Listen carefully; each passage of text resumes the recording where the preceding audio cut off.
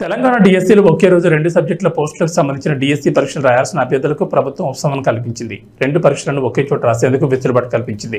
ఉదయం తొలి పరీక్ష రాసిన సెంటర్లోనే మధ్యాహ్నం రెండో పరీక్షకు హాజరయ్యేలా అనుమతిస్తూ ప్రభుత్వం నిర్ణయం తీసుకుంది. ఈ మేరకు అభ్యర్థులకు అధికారులు సమాచారం అందించారు. అలాంటి వారికి హాల్ టికెట్లు మార్చుతామని అధికారులు క్లారిటీ ఇచ్చారు.